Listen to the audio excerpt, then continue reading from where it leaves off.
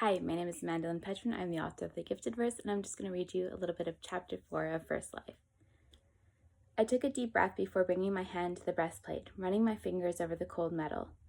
I could practically feel the blows inflicted upon it, and smell the fear of the man who wore it. Almost. You can see from the carving in the metal that this piece was used in addition to the standard armor of the period. It would take another 100 years for the breastplate like this to become the standard, which is why earlier historians identified it as a simple dish or as being from the wrong century, I told the 6th graders in my tour group. 2 students in the back garnered a small audience by using their pens for a sword fight, but everyone else looked interested in my presentation.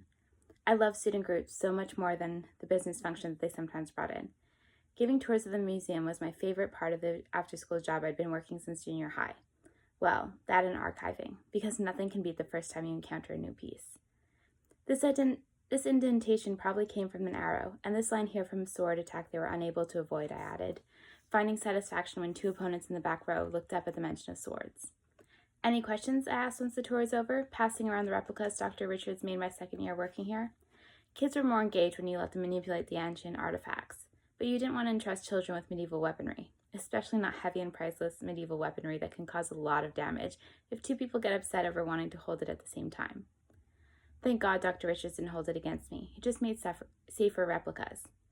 We still use the genuine artifacts to show texture, debris, and color, but only staff members can handle them. Yeah, did anyone die while wearing the breastplate? One of the sword fighters asked, nervous laughter coming from the rest of the class. I anticipated the question since it came up every time, but it always surprised me. It was like none of them realized that even if anyone lived centuries ago, they were still a person. That's inconclusive, I shared, having been warned not to remind the children of their humanity. It isn't like we can see a hole at the heart where centuries-old blood preserved inside, but my guess is the armor did its job and kept its owner safe. It was an educated guess based on a gut feeling and simply wanting it to be true.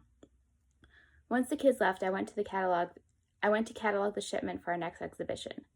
Dr. Richards had to sign off on everything, but he let me check it all out first.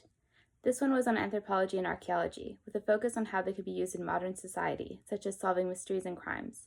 It felt like Dr. Richards' obvious attempt at keeping me at the museum when I graduated, but the possibility of that life disappeared years ago when I turned down the archaeology program and chose business. Still, it was fascinating.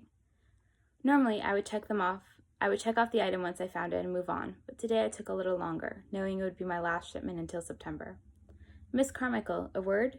Dr. Richards surprised me into nearly dropping a vase worth more than my house. Of course, I assured him, placing the vase gently back in the crate. Dr. Richards was close to 80 years old, with wispy white hair, a manicured beard, and the cutest horn-rimmed glasses. I knew the museum's board of directors wanted him to retire so he could be replaced by someone younger, who was still publishing and making discoveries, but I liked him. He was the one who hired me, and who had a story for every piece in the vast collections, his face lighting up for each one. I would take excited over prestigious any day. That was a fascinating presentation, he told me. I usually have to steer students back to their groups, but your passion has always been so refreshing. Thank you, I told him, flushed with pride, but he just smiled back. How was Professor Mallory's talk on the weekend? Very interesting, thank you.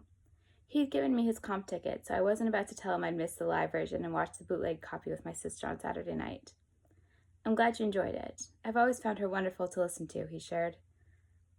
How much longer do we have you for? I'm on the schedule until Sunday, but we only leave the following Friday, if you need an extra student wrangler. Have you considered a summer internship? We partner with the university, summer camps, and other organizations in a variety of fields to demonstrate all the ways history and archaeology are still used today, other than for curating museums. He gave me a smile like I was in on a joke, so I smiled back. I'm studying business administration for a reason, I argued, more to remind myself than to be rude to him. I have to admit that it surprised me when you chose that field. He waited for me to comment, but I didn't. You should do something for yourself that makes you happy. I will. Once Sybil's better. I didn't mention my father's firm, which would also impede my happiness once I graduated. The internships are a really exciting, worthy opportunity, Miss Carmichael. Archaeology shouldn't just be something you do as an after-school hobby before getting a real job. He sighed, almost sounding disappointed. Professor Mallory is hosting a little get-together before she wraps up her society talks and leads a team in Europe. I would love for you to be there.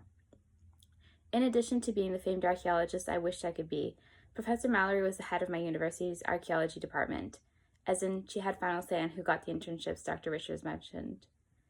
I appreciate that, but it would be a waste of a spot to invite me. I'm spending the summer in California. The invitation is yours regardless. You can come just because you'll have fun and you might learn something.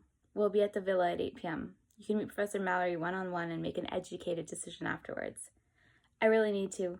You have a true gift, Miss Carmichael. It would be a shame if you didn't use it, he said before I could argue. Did you want me to lock up on my way out? I offered, packing up my things.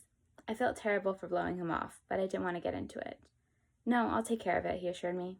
I'll see you tomorrow, Dr. Richards. Hopefully sooner, Miss Carmichael. And that's the end of chapter 4.